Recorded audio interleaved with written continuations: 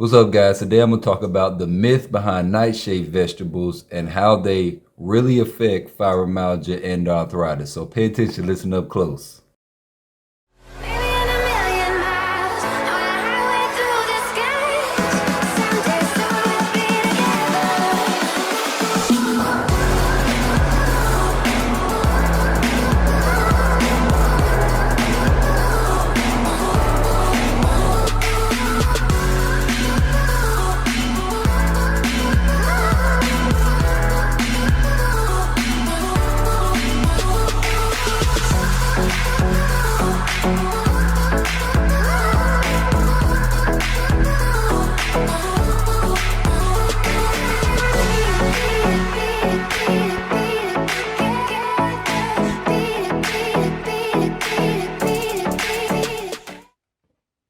All right, guys, so today I'm going to talk about nightshade vegetables and the myth behind nightshade vegetables and do they, whether or not they negatively affect fibromyalgia and arthritis and autoimmune diseases, and the controversy behind them, all right? So pay attention, listen up close. Be sure to hit that like, share, and subscribe button so you can get notified when I upload more content on the channel, all right? Because over the years, I've got a lot of people with fibromyalgia and arthritis. They always message me and ask me, hey, Steven, what do you think about nightshade vegetables? I thought we weren't supposed to eat them. Are they bad for you? Do they affect you with fibromyalgia? So I'm gonna really dive deep down on this topic so you can fully understand everything about nightshade vegetables and make an educated decision on whether or not to eat them or not, all right? So let's go ahead and jump right in. Let's discuss number one first. What are nightshade vegetables? All right, where does the term come from? All right, nightshade vegetables are basically plants and vegetables that grow in the shade or at night. All right, they don't require as much sunlight to grow as opposed to the more commonly known plants and vegetables. All right, so there's the term nightshade vegetables. They grow in the shade or they grow at night or under the ground or something like that, all right? So there's that. Now, the controversy as to whether or not nightshade vegetables are bad for you with fibromyalgia and arthritis boiled down to the fact that they have alkaloids in them that are, quote unquote, could be toxic to the body or not, all right?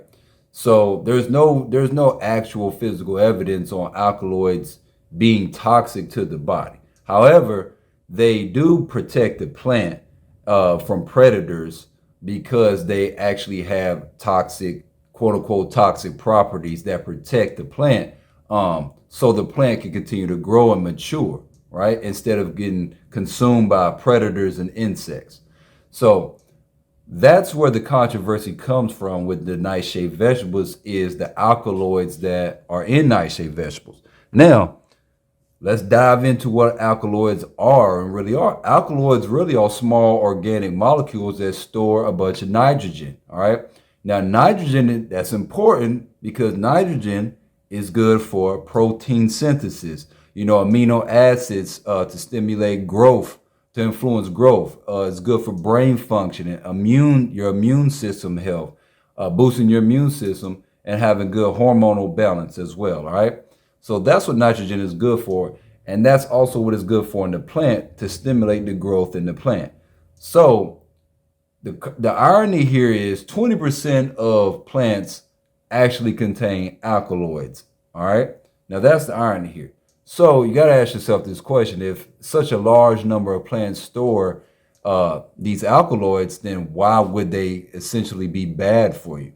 Doesn't really make sense, right? Because alkaloids actually protect the plants from predators and insects, so that it can allow the plant to grow and mature. So that's why when you consume the plant before it's matured, nightshade vegetables, before they have matured, they normally taste bitter, which can, quote unquote, be considered as toxic, but that's not the same thing. The reason they taste bitter is because the alkaloid is essentially stronger and when the plant's younger, and as the plant's growing, the alkaloids, they sort of diminish as the plant matures, right? But they're there to allow the plant to grow without being consumed by too many predators and insects, all right? Now, this is important because Nitrogen, you need nitrogen. Nitrogen is very important for, like I said, protein synthesis, amino acids to influence growth, brain functioning, hormone balance, and having a healthy immune system as well. So this is why when you actually dig into it, you actually can find out that a lot of herbal remedies store, alkaloids in them, store large amounts of alkaloids in them, and then there's a correlation to alkaloids and how they actually have anti-inflammatory properties and can be used and can be used for herbal medicine as well and alternative medicine remedies. All right, so that's key information right there. So I said all that to say that don't let the mainstream stigma of nightshade vegetables influence you to not eat healthier and not eat plants and vegetables, because it just doesn't make any sense, especially when the plants are organic. And that's my main thing that I'm big on, is getting you guys to see that all your plants and vegetables that you have to consume need to be organic. That's the real thing here. That's the real issue. So as long as a plant or vegetable is organic, even though it's a nightshade vegetable, then it's essentially can be beneficial for you with fibromyalgia and arthritis, and decreasing inflammation, boosting your immune system, and improving your energy, your circulation, your neurological functioning. All right. So with that said, nightshade vegetables are essentially good for you. And the crazy part is, I actually have nightshade vegetables on my plan that I've have provided people with fibromyalgia and arthritis for years, and never had one person say they had an issue with it.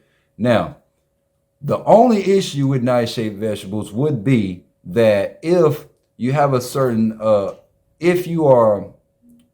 they could possibly give you digestive issues, in the sense of some people's bodies reject organic fruits and vegetables, or they reject nightshade vegetables in the sense they cause them digestive issues because of, and that's a different scenario here. It doesn't necessarily affect fibromyalgia and arthritis directly, but it can cause digestive issues, as far as making you bloated, causing leaky gut, IBS, and kind of throw your digestive system out of whack. So in that scenario, that is a different issue at hand that's going on. And in that scenario, if you're consuming nightshade vegetables and they're causing you digestive issues, such as the ones I just named, then that usually means you have a parasite in your gut. All right. And that parasite is storing those toxins, causing those digestive issues that you're having. All right. So the first thing that you need to do is detox the parasite out of your gut, so your body can absorb real, raw, organic, healthy plants and materials, right?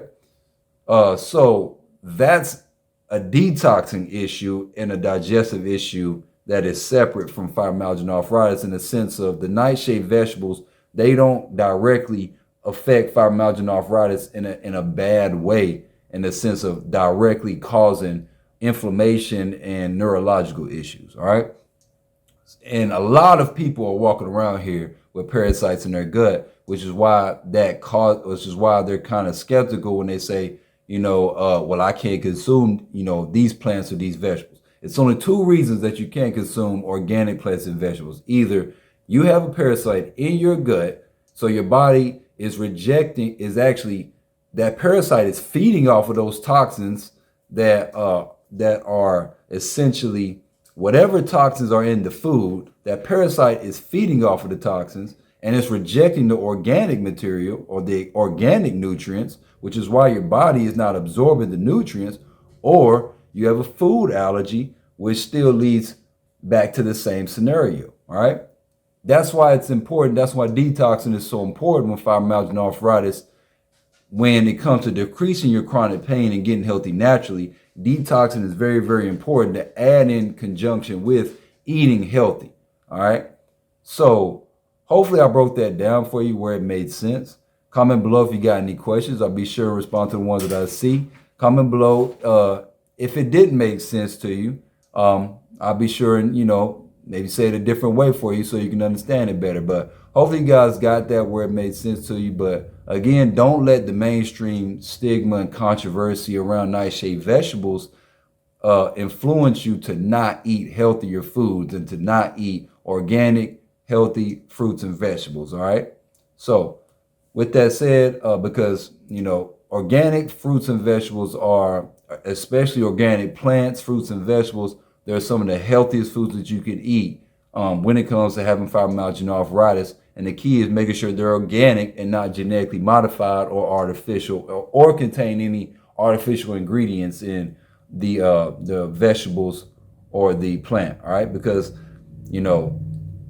a lot of companies out here producing genetically modified fruits and vegetables. So you got to read your labels and make sure that you're getting organic fruits and vegetables that your body can properly absorb and digest, so you can get healthy and decrease your chronic pain at a faster rate. All right. So hopefully I broke that down for you where it made sense. Like I said, be sure to like, share, and subscribe for more content. And I'll talk to you guys later. Have a great day.